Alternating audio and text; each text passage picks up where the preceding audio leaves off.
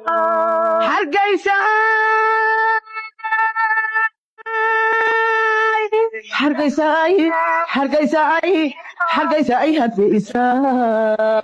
hargeysa hadhelin hadan kalmin waliga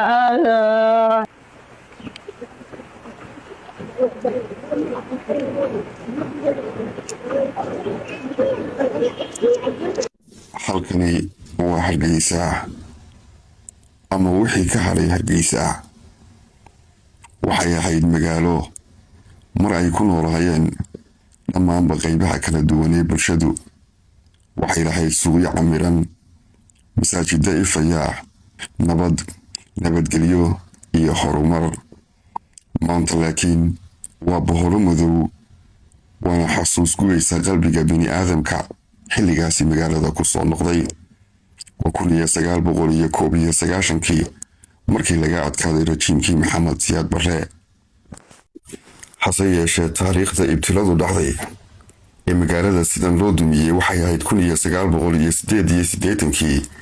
ilaa 1991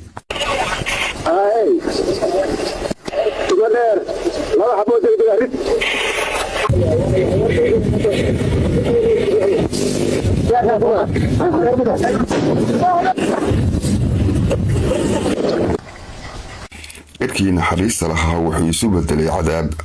دياردها مدافعدا هوبياشا دمان بوحي هايين هوبكي لو أديك سدي بربوينتي مقالة هارجيسا هوبكني دياردها الملاحين عدو الشيء وحاصلها هاي الدولة دي ودن ككتلين إسي دادكن iyo magaaladan ba dawladda wahayd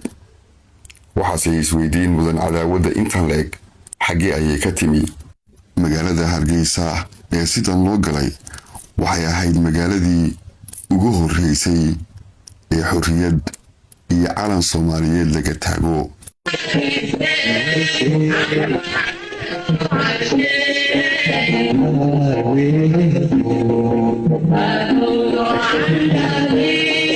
waxay halkii ugu horeysay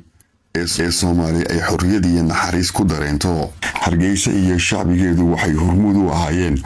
jacaylkii wadaniyadii iyo Soomaali jacaylkii lagu baadi doonayay shantii Soomaaliyeed qof kasta oo magaalada Hargeysa dib ugu soo noqday 1991 isla markaasina goobjoog u ahaa 1960 habeenkii 26 Juun qalbigiisa iyo maankiisu waxay aqbali waayeen calankii iyo dowladnimadii Hargeysa laga taagay in awoodeedii iyo quwadeediina sidan loogu burburiyay hargeysa hadhelin hadan kalmin waliga hargeysa hadhelin hadan kalmin waliga